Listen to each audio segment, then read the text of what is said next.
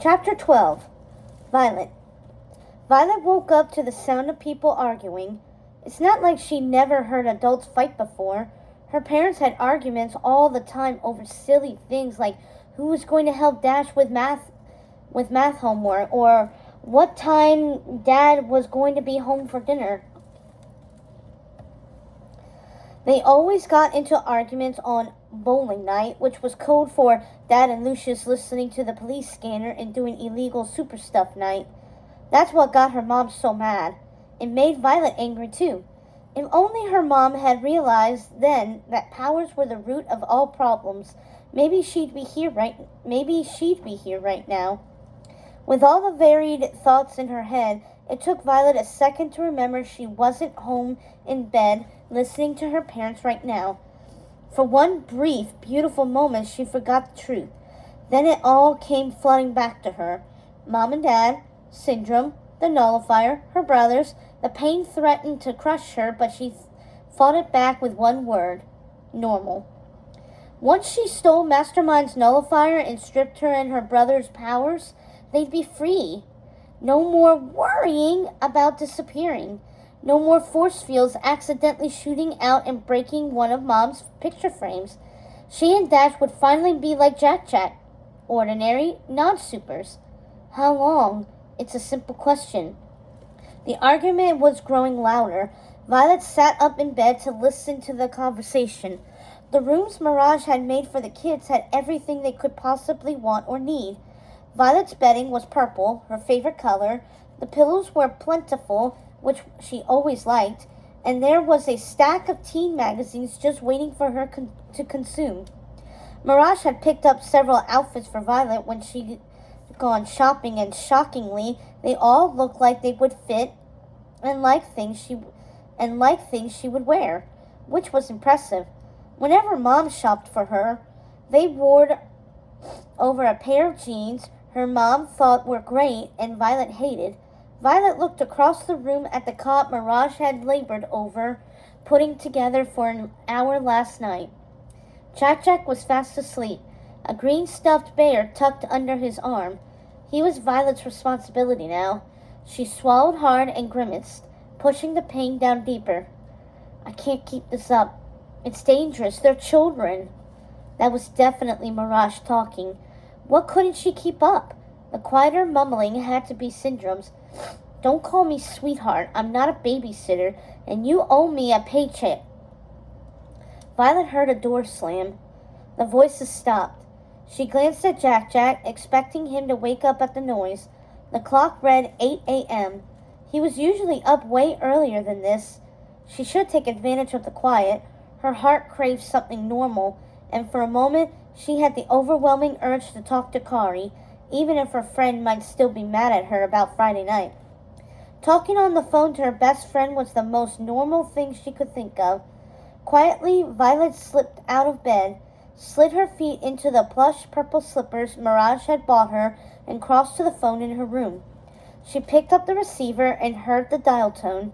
Looking back at the door fast to make sure no one was walking in, who knew if Syndrome would be okay with her calling a friend? She dialed Kari's number. Hello? Came a sleepy voice.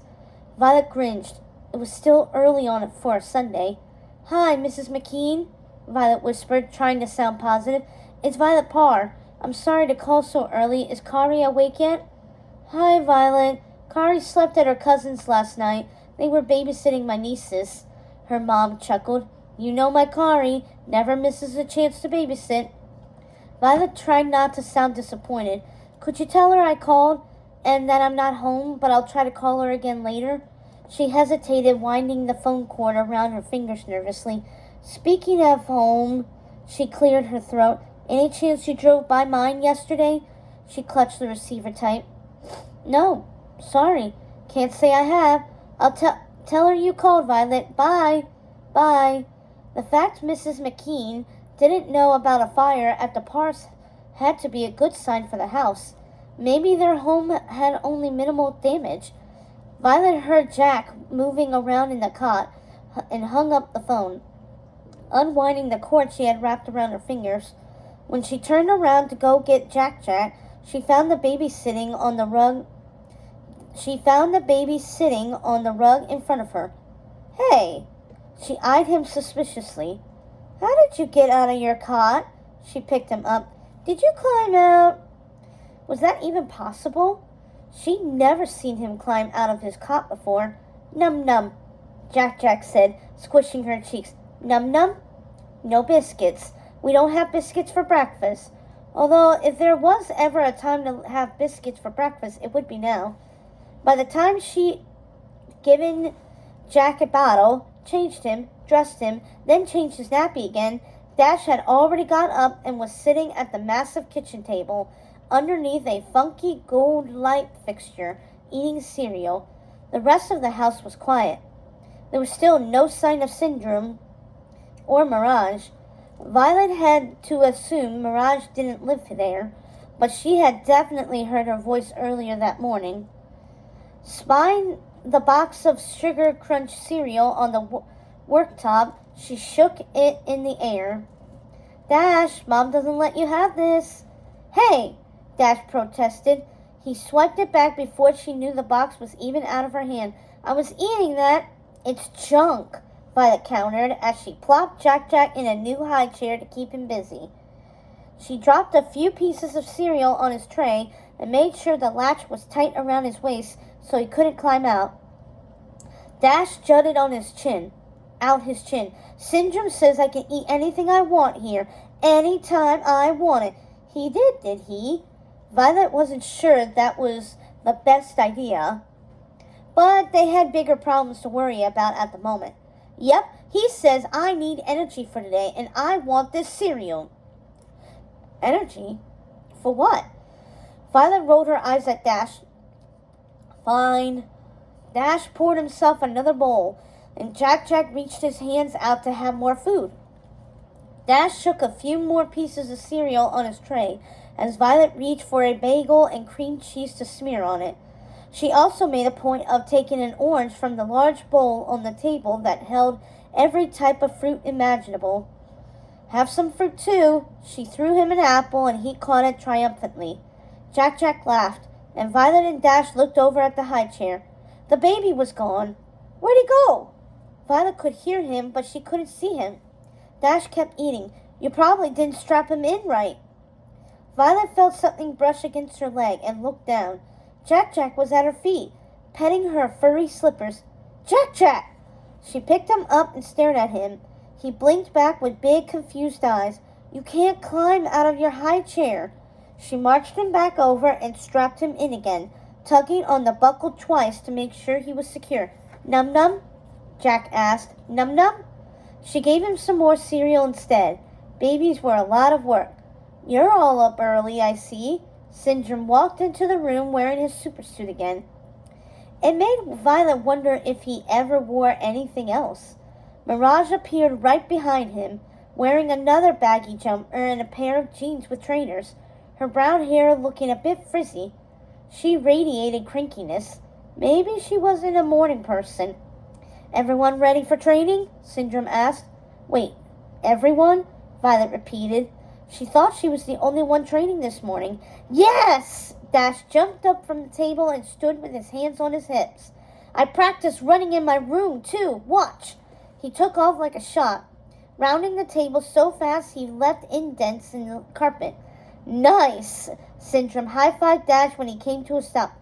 Guess what? I set up a race course for you outside that you're going to run after breakfast. I have a few of my team down there setting up an obstacle course, too. Dash's eyes widened. Cool! An obstacle course? Sounds like track, he frowned. Mom won't let me run track even though I'd be so good at it. You'd be killer, Syndrome agreed. I'd totally let you run track. And hey, today you're going to run all day. I am even setting up a few of the robots I'm testing so that you can practice avoiding enemy fire and lasers. Yes! Lasers! I am faster than any laser. I think I am. I don't think that's a good idea, Violet said as Jack looked from Violet to Syndrome. Why does Dash need to train? I thought I was the only one. It occurred to her that Dash was going to ask questions when she took off for a few hours. You know what? Dash pressed, picking up on the vibe immediately. What does Violet get to do that I don't? Grown-up stuff, Violet told him. Dash rolled his eyes. You're not a grown-up. I'm more grown-up than you, Violet reminded him, getting annoyed. I'm more grown-up than you, Dash mimicked. Stop copying me, Violet shouted. Stop copying me, Dash repeated. Violet was 2 seconds away from calling for Mom when she remembered she couldn't. She grew quiet. I need coffee, Mirage said, making her way across the room to the coffee pot. Clean up your breakfast, Violet told her brother, then looked at Syndrome. I don't think Dash is old enough to train for anything, and he really can't use lasers. Dash loudly dropped his bowl in the sink. Syndrome nodded. Gotcha. This is to keep him busy while you're busy. Something to do, and stretch his legs. See how fast he can go. Dash appeared at his side looking like an eager puppy. And the lasers? They're just simulations. Nothing that can hurt him. See? Dash said, giving her a hard look. Violet wasn't going to win this one. All right, fine, but be careful. Syndrome and Dash high-fived again. Violet, if you're done eating breakfast, I'll get Dash set up on the track, and then we'll get to work ourselves. Syndrome told her as he grabbed an apple from the bowl and took a bite. We can all head down together. Jack slammed the high chair tray, sending cereal flying in the air. He laughed hysterically and then did it again. Violet tried to pick up the pieces that had fallen on the floor. What about Jack? I can't bring him to training. If Dash is practicing too, what do we do with him? They all look at Mirage. Fine, Mirage said flatly, but when Dash is done, he takes over baby duty. I have a job, you know. She ran a hand through her hair. Violet noticed she was wearing makeup today and errands to run. Apparently, I didn't buy enough baby food to last the weekend. Another problem solved, Syndrome said. He smiled at the group. Today is going to be, he leant in close to Dash, super. I'm so excited, Dash exclaimed. Violet couldn't tell if it was all the sugar cereal or actual excitement. But she was happy to see him happy. He didn't know the truth. He should be happy. Good, because once you're trained up by me, no one will be able to hurt you or your family ever again. You'll see, I make an excellent mentor. Syndrome boosted as he led the way out of the kitchen. Violet wanted to remind Syndrome that Dash was losing his powers. What did he need training for? But she wasn't about to tell Dash what was going on yet. Instead, she followed Syndrome and Dash to the lift. When the doors opened, a woman in black goggles and a gray uniform bodysuit that covered even her head was waiting inside. Violet noticed the flak jacket she had over her uniform. She held a weapon at the ready in both her hands. Morning, Eugenie, Syndrome said pleasantly. Morning, she said blandly, staring straight ahead. Don't mind Eugenie, Syndrome said as the doors closed behind them.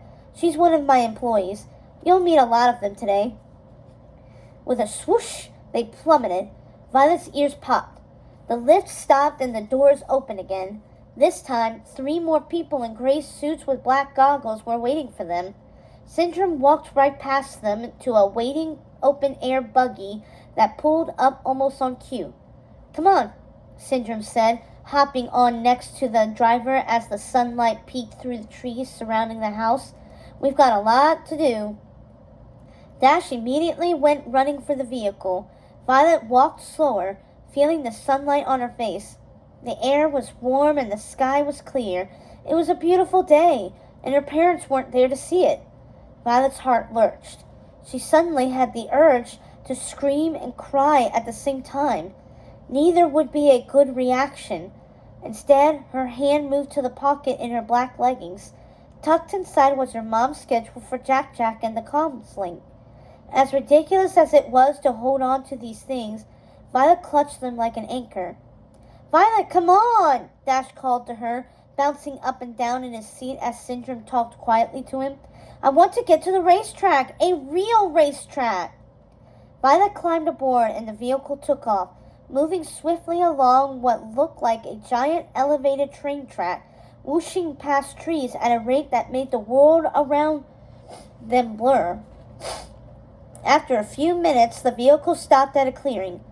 "Whoa," Dash shouted, jumping from the buggy. Violet stayed in her seat, momentarily stunned. Syndrome wasn't kidding about the racetrack. He had a high school-sized running field, and a dozen workers in gray and black goggles were lined up around it, just waiting for them. "This is all for me?" Dash asked. "Just for you. You said you wanted to run track, didn't you? Here you can run all day and no one is going to stop you or tell you how fast you can go," Syndrome said. "I can't wait. See you later, Vi." Dash took off so fast he was a blur. She could hear him still yelling happily even though he was half a mile away already. "Be careful," Violet shouted and turned to Syndrome, who was stepping out of the vehicle. "You built all this?" "I have lots of space here to test out my toys." Syndrome leaned on the buggy, crossing his legs and making his white boots squeak. "And when I say toys, I mean weapons. You need a place to see how they work, you know. I've got one place I use offshore for specific experiments, and then my private facilities here are good for everything else." He turned to a worker. "Run the target practice simulation with him after he's warmed up. Then bring out the Omnidroid V.8X and see how he does with the 0-point lasers. I'll be back to check on him." He hopped back in the buggy. "I'm taking Violet over to the dome." "Yes, sir," said the guard closest to the buggy. Violet stared off at her brother. "Are you sure he's okay here alone?" "He's going to have fun," Syndrome insisted, and tapped the side of the buggy. The guard driving began to speed away from the track. "I wish I could say the same for you." Violet did a double take. "What does that mean?" Syndrome took to look at her as his red hair whipped around his face. "Look, Violet, can I be honest with you?" "I think so," Violet said, feeling slightly queasy. She wasn't sure if it was from the ride or how serious Syndrome suddenly was. "Dash is a kid. We want him to have fun with his powers while he still has them. But you're practically an adult." "I'm 14, she felt the need to say. Whether it was to prove she was older or younger, she wasn't sure. "I don't know if you talked to him about your parents yet," he said. Violet started to explain her reasoning, but he cut her off. "That's your business. He's a kid, but you know the stakes. If we don't get a hold of Mastermind's nullifier and the supervillain finds you first, we could die like Mom and Dad." Violet shuddered at the thought, trying to block it out. Her hair was covering her eyes now, and for a moment she was glad. She could hide from the world, not from the truth. "I know," she whispered, her heart starting to thump madly. "So this training, which you requested, let me remind you, is not going to be easy like Dash's is. He clearly knows how to run, even if he doesn't get to stretch his legs much under all your parents' rules. But you? If you're really going to break into Masterminds and get that nullifier, you need to learn how to use your powers. We don't have a lot of time to practice." "I can do this," Violet promised, even though she could feel her nerves threatening to make her lose her breakfast. He leant in closer. "For your sake, I hope you're right." Syndrome faced forwards again, and Violet tried not to panic as she watched the buggy arrive at a glass atrium. It looked like a glass bubble or a massive terrarium filled with trees and plants. The vehicle sped right up to it, and a door opened, allowing them inside, where the air was much warmer and stickier. Bird chirps and animal sounds filled the air. The buggy stopped, and both the driver and Syndrome stepped out. "Okay, you stay right here while I get some training exercises ready. Don't go anywhere. Ha!" "I won't," Violet told him. The man constantly sounded like he was giving pep talks. His voice alternated between deadly serious and aggressively cheerful, like a vacuum cleaner salesman going door to door, the kind her mom always turned away as quickly as she could. Violet looked down at the leggings she was wearing and the new t-shirt she had on. The shirt was sort of itchy, as if it had never been washed. It made her long for her mom and the smell of fresh laundry that Mom was always begging Violet to help her fold. Violet was great at coming up with excuses, explaining why there was no time for her to actually fold the laundry.